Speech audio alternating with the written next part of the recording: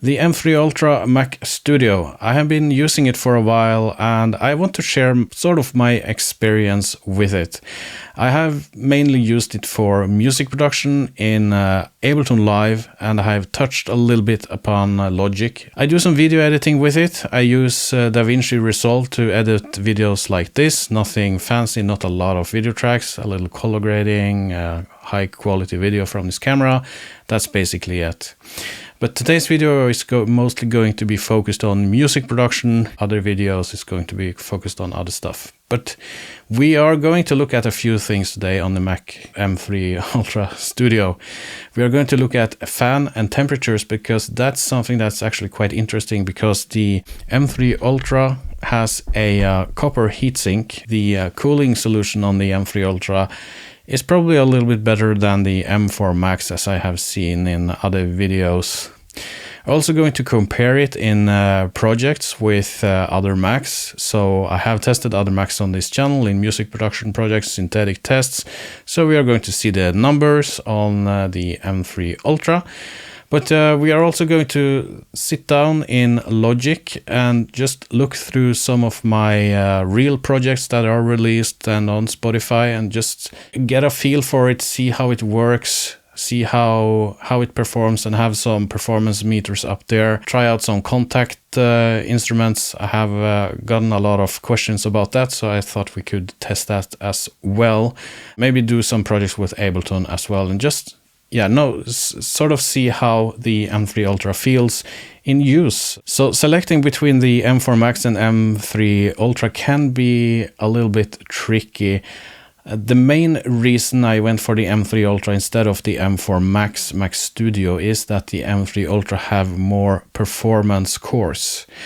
In some certain workloads, in for example music production with a lot of tracks, you might get a benefit from more performance cores, especially if you use Logic or Ableton, which only utilizes those type of cores.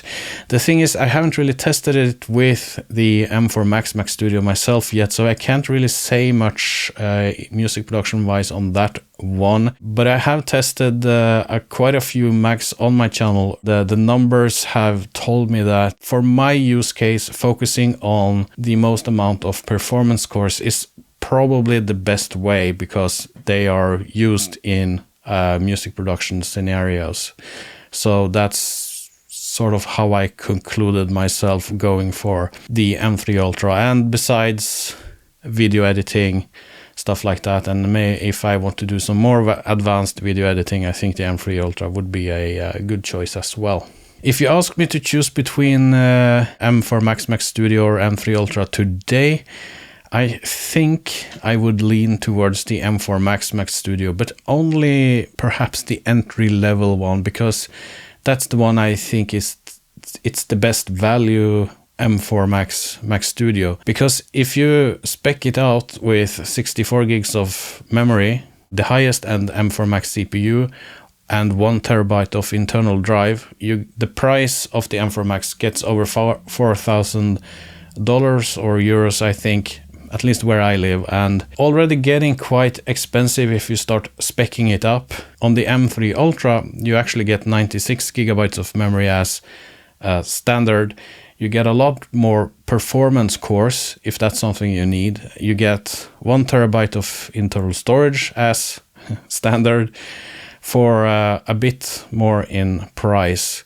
But I mean, if you're fine with the base model M4 Max, so the lower end of the M4 Max CPU, 512 gigs of internal storage, 36 gigs of memory, I think it starts to get a better value price-wise if you get the entry-level model. The M4 Max CPU is faster than the M3 Ultra in single-core applications.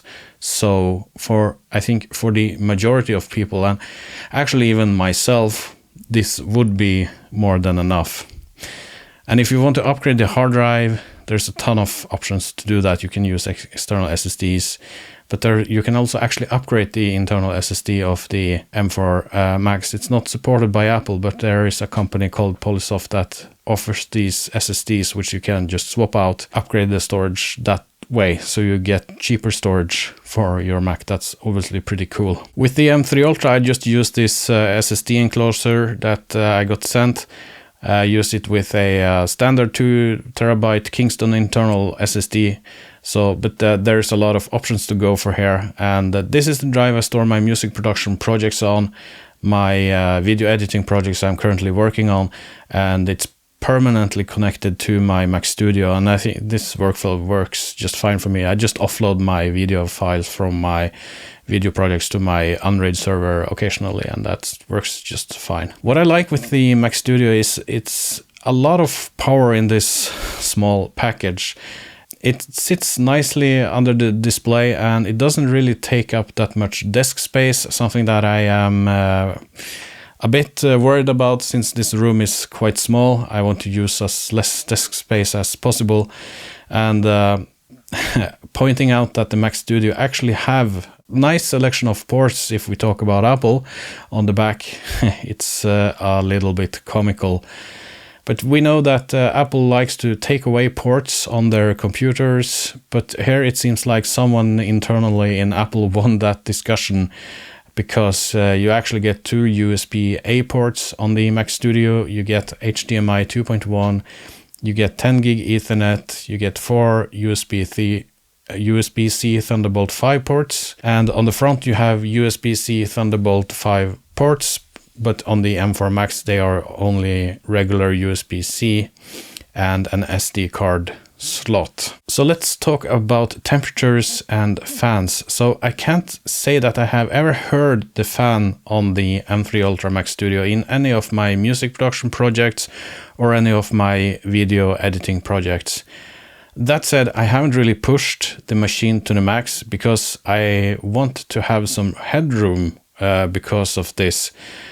But running these DAW benchmark projects, for example, well, when you push the I would say you push the DAW to the max, putting an unrealistic sort of DAW load on your computer, the CPU still keeps more or less quiet, or the CPU is not quiet, but the temperatures are under control, and I can't hear the fan in any of the projects I have been doing. And the M3 Ultra actually has a copper heatsink solution, whereas the M4 Max doesn't. So you can see the temperature here when I put a max load on the CPU using Cinebench.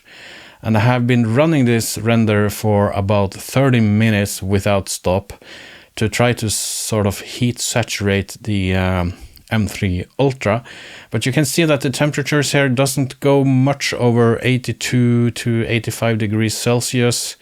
And as far as fan noise, I can see that the RPM of the fan increases a little bit on both fans, but it's not something that is audible to my ears having the computer on the desk under the display. And for me, this means that the Mac Studio can sit next to me without having to worry about the fan noise. And I'm pretty sure it will do that in more or less any music production projects, unless you put some sort of unrealistic load on it. When it comes to music production, the M3 Ultra is a beast. First, let's compare some synthetic benchmarks, and then let's take a look at some real actual projects. So if we look at Logic Pro X with my DAW overload template I have shown on this channel before, I was able to play back about 342 tracks on the M3 Ultra without getting a system overload. If you see here, we have a comparison with other Macs I have tested and the results there. And I also have these numbers and the results and the template on my website. You can see the link in the video description below if you want to check it out, test it out yourself, and see the results in a easier way. In Ableton Live, the overall track count is able to play back is a little bit lower compared to Logic Pro. It seems like, I wouldn't say the performance with Ableton is in any way bad on the M3 Ultra, but it seems like track-wise it's a little bit less performing than Logic. And I have seen this with different Macs, also with the same projects, not only the M3 Ultra. But I think the results are still pretty impressive. So here you have a comparison with other Macs I have tested. I also have these numbers and the template for download on my website. You can see the video description for a link to that.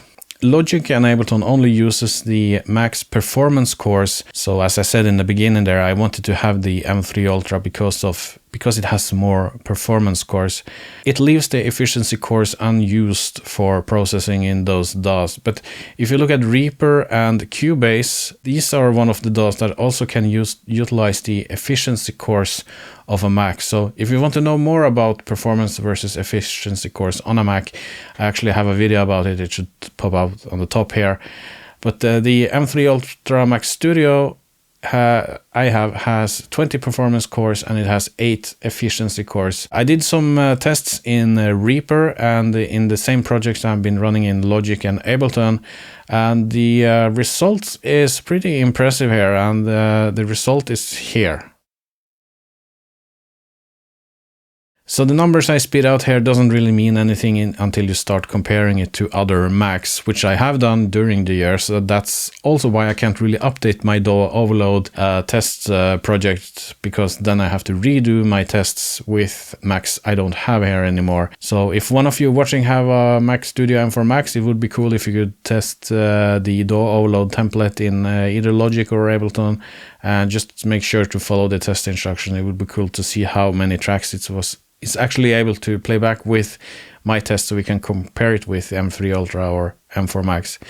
I don't have the M4 Max Mac Studio. I could actually buy it and return it, but yeah, I'm not sure if I'm going to do that. And these tests, these synthetic tests, they are only good for comparing stuff. It doesn't really show you a real production, so that's why we are going to do that now. Let's sit down and take a look in Logic and Ableton and see how this M3 Ultra works in a real scenario. Some of you have asked me to run some tests with instruments like Kontakt 8 and some sample-based instruments to just show how that works with the M3 Ultra. I am using Kontakt 8, the player there, free one, and I wasn't really sure what I should download because I'm not that experienced in sort of orchestral music. I downloaded the Project Sam Free Orchestra 1 and 2, and I used the Logic players to just give me some MIDI, just to have something playing here. So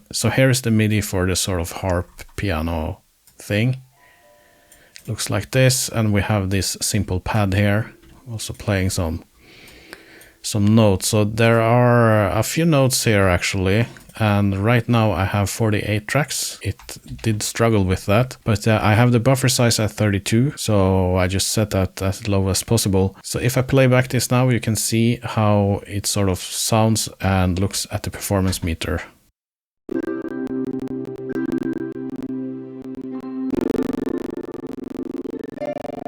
So we are starting to get some error messages here, because it's obviously too heavy, it seems like. As you can see, also I added EQs on all of these tracks, just to people usually use EQs in their production, so I guess that was all right. But if we delete those 8 Kontakt plugins and we just keep them at 40 here, see how that works.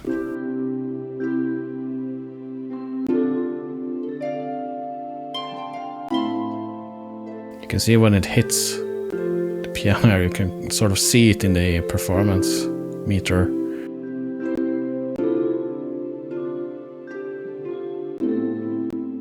So the thing is, I don't know how heavy these sample libraries are, or how much this is supposed to tax your Mac. I have no idea.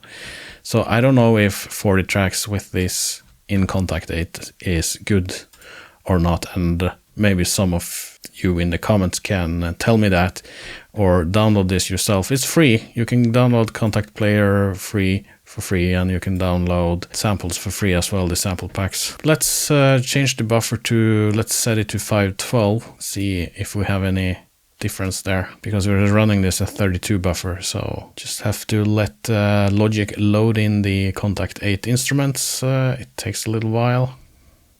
So let's see if we have any difference at 512 buffer.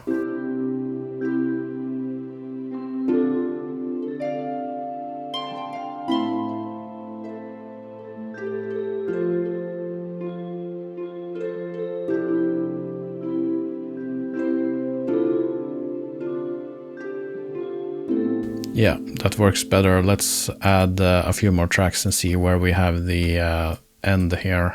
87 tracks now in 512 buffer size. So I'm getting system overload here. You can see the performance meter when it sort of plays the notes. Pushes it up.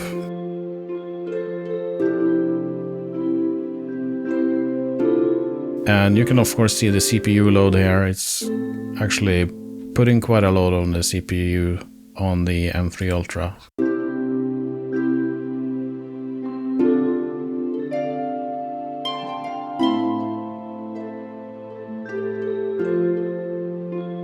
As I said, I don't know if these projects are heavy in Kontakt 8. If you know, you can tell me in the description or the comments below. But at least this is I hope this showed you a little bit how Kontakt 8 works with those type of samples. Now we are going to take a look at real projects with Logic, and this is going to be a little bit more messy, and we are going to fail a little bit and try a little bit, and also after that go with Ableton. So there's more to come, and keep watching. So here we have Logic, and you can see some performance windows here. Here we have the CPU meters for the M3 Ultra, and here we have the performance meter built in Logic. The project I have opened up is called Glow. This is a track that is released on Spotify and is being streamed and everything. It's actually one of my top tracks with 157,000 streams. Electronic music, so we use a lot of software synthesizers and some basic effects that most of you use. So I just wanted to play some of the parts where most is happening in the track, so you can just take a look at the performance meters here, see what's happening.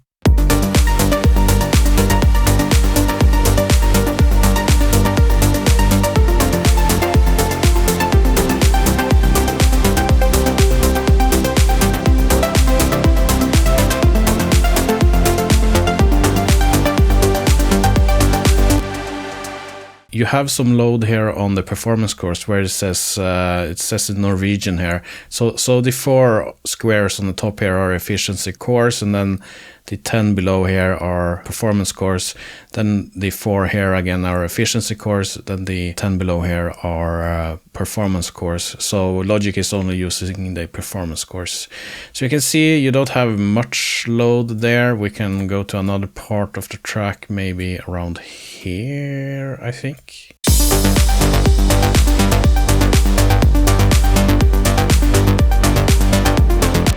Or I guess maybe on the end here.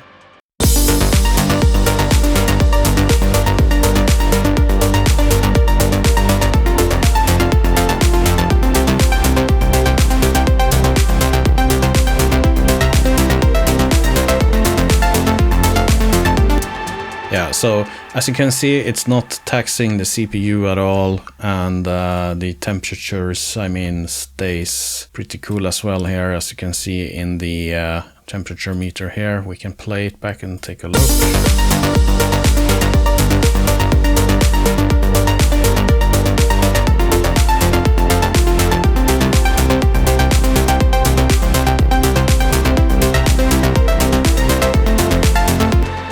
So it stays under 50 degrees Celsius, and of course I live in Norway. We don't really have hot weather here, but it's actually over 20 degrees Celsius outside now. That's not often happening around here. So I think the cooling and the sort of performance around that is pretty cool on the or pretty good on the M3 Ultra. But this project, of course, it's not a big project that we have already tested with synthetic tests. But one thing I like to do here with these projects is to sort of just duplicate them and see what happens if I duplicate the entire project a few times to just simulate a project with higher track count. So we can just take what I do is I just take this entire project and I duplicate it once, and then I just drag down the audio on the mixer here. So just put it way below there. So if we play it now, it might be loud.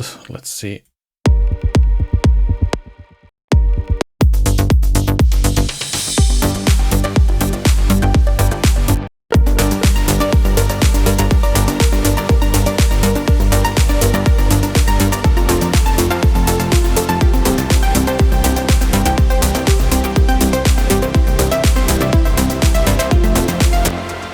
You can see you have a little more load here in the performance meter in Logic, but not maybe that much here in the system load here in Activity Monitor. So these two are different. This one shows the Logic load, and this one shows the system load. And I can show you the settings in Logic, by the way. I have set it to my Fireface sound card, 512 in buffer, and I have set it to manually 28 cores here. Actually, it's pretty interesting that Logic says 28 here when it's only using 20 high performance cores. That's interesting, I think. I'm going to duplicate this a few more times and edit the video and see where we get. I duplicated this 10 times, and as you can see, I have 253 tracks here now.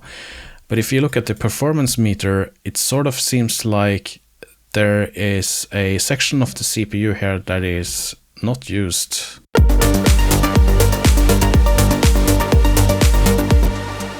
So you can see that it maxes out a certain part here, but not all of it, apparently.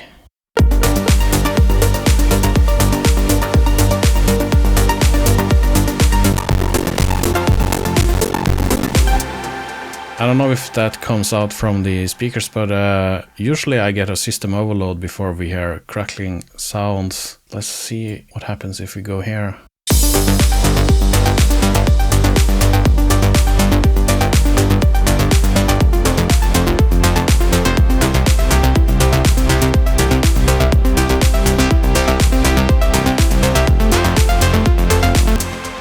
Yeah, it's still just using this part. I think that's pretty strange. So let's take a look at the buffer size. Let's increase that to 1024. Process buffer range to large. Let's see what happens here now. So when I change that, we can see that it is loading in the instruments now. The text is sort of grayed out, but it starts loading up the instruments here, the VSTs or the audio units.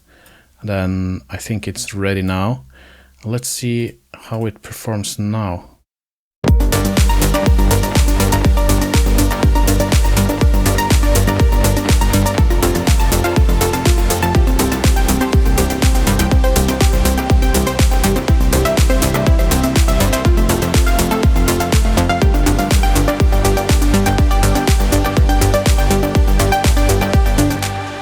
Still pretty impressive, but we can see that on the performance meter in Logic here, it doesn't really max that out. Activity Monitor performance meter, it doesn't really max that out as well. You can see that it's more load, of course, but yeah, I'm wondering if I'm going, should try to open up another project and see what happens there. Because with the synthetic tests, we are able to max out the performance meter and everything. That works just fine, but that's sort of in a perfect world. It's not always perfect when you produce some music. So here's another track. It's not released yet. I'm not sure if I am going to release it in this form. It sounds like this.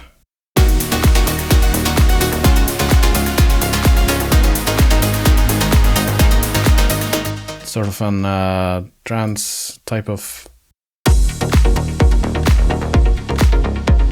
Try to duplicate it and see if we can max out everything here.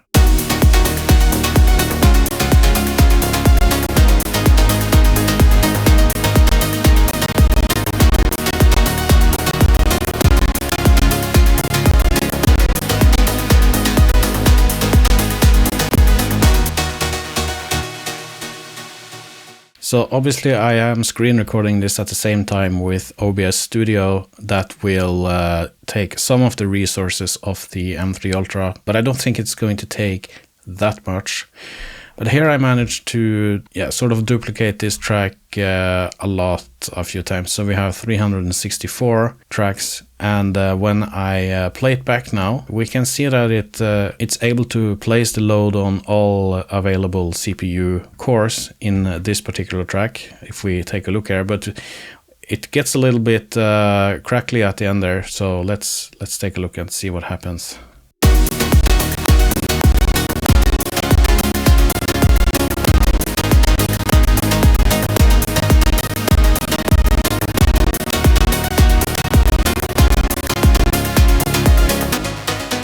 Okay, so you see it has some issues there, so we can delete the last one here. Let's see if it goes a little bit better without these tracks.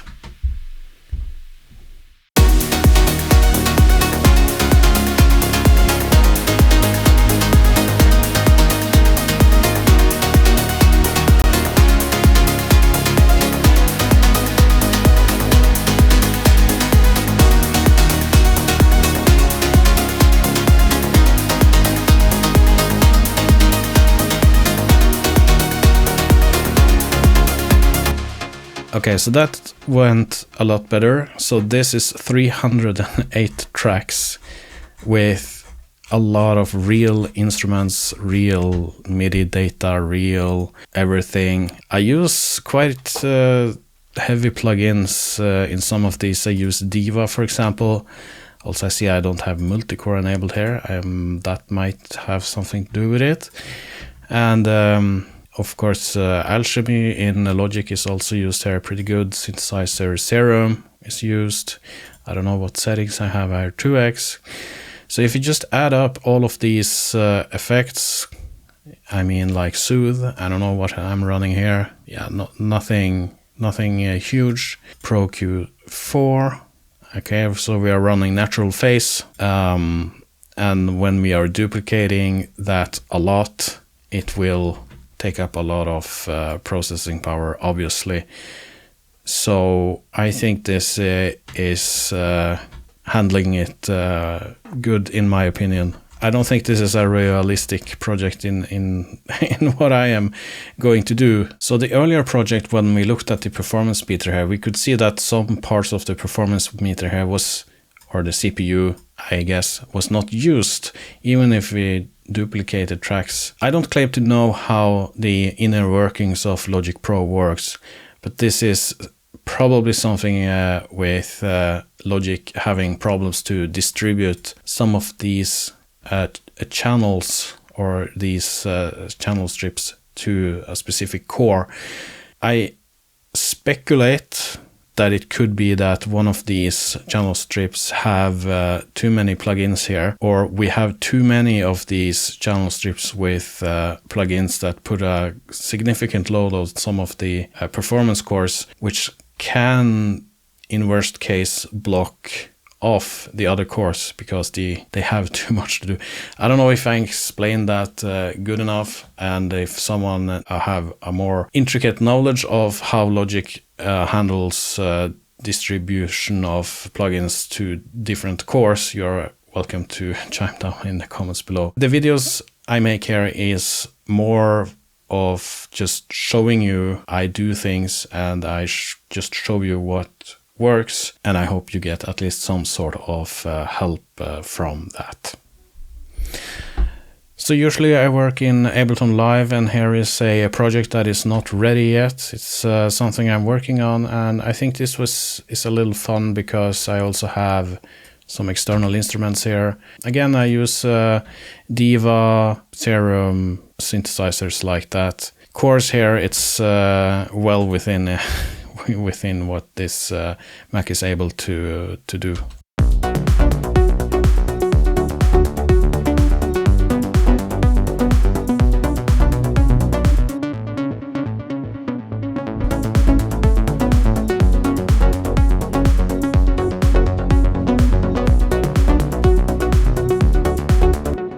literally making us wet.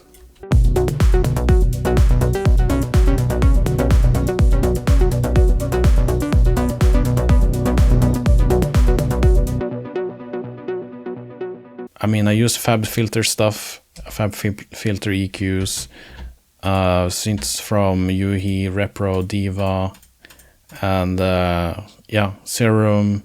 And I use effects like Decapitator, mostly fab filter stuff for mastering stuff. Yeah, that's basically it. So this is another project I wanted to show you. This is called Resonance Frequency, and this is also one of my more popular track. I actually started making this on my Ryzen 7950X based PC. Yeah, it was the time when I used a PC for music production. I have switched between Mac and PC occasionally. This was a pretty heavy project, so it has a lot of synthesizers, a lot of software synthesizer, and again, a lot of effects on each and every channel here. The thing is, when this track is struggling is when the divas come in here. The thing is, when you do these tests on Ableton, you actually have to make sure that the Ableton window is in focus. So if I click on CPU log here, so we can see the CPU usage, and if I keep this window in focus, Ableton will actually start to struggle when it's out of focus. So I can show you that now, but let's play this part and you can see how it performs when it leads into the more divas, and I can switch between the CPU log window and Ableton window. You can see what happens with the sound.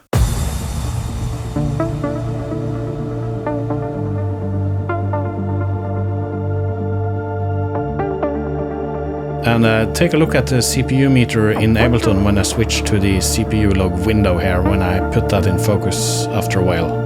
You can see the CPU usage goes up. So you need to have Ableton in focus when you are testing yourself.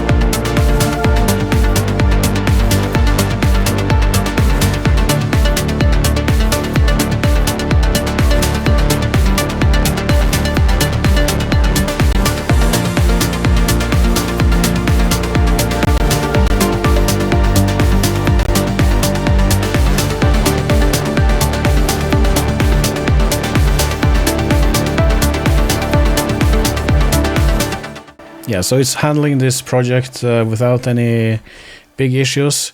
When I lose focus of Ableton, it will also lose the performance. So that's pretty good to know, I guess, if you're going to do these tests yourself. I'm just going to duplicate this once. I don't think it's going to work, but I just want to see what happens with the load here and if we can sort of at least have it playing. I don't think it's going to be able to play here because this project is so demanding. I didn't really produce this perhaps in the best way.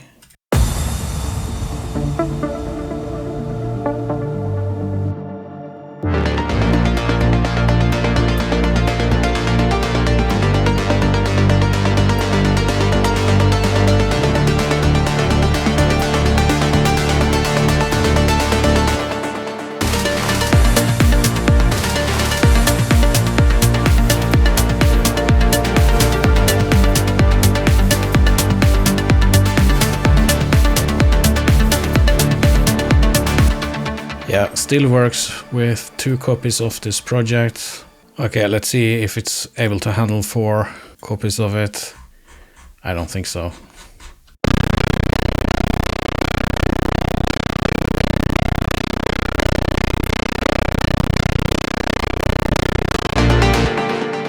Nope. Let's delete the fourth copy, let's see.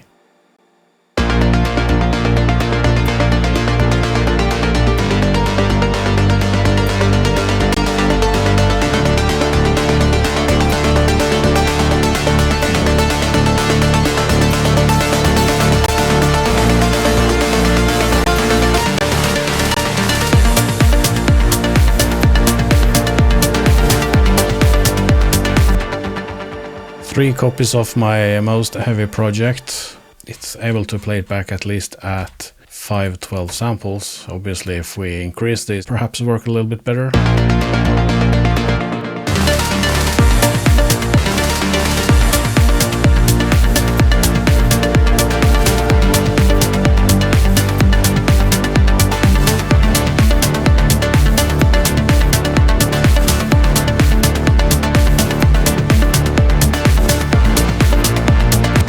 Yeah, at least you get a sense of how it works in a real setting. And again, I made this project like 5 or 6 years ago. I didn't perhaps use the best tactics in terms of making this project. For example, I should have more sends where I have effects and reverb and stuff like that. I usually just put them on directly on my tracks, and that's something I could have optimized a little bit better, but yeah, more than enough performance for me at least. So choosing between the M3 Ultra and the M4 Max could be a tricky one. Again, I think that for most people, going for the M4 Max is the correct choice.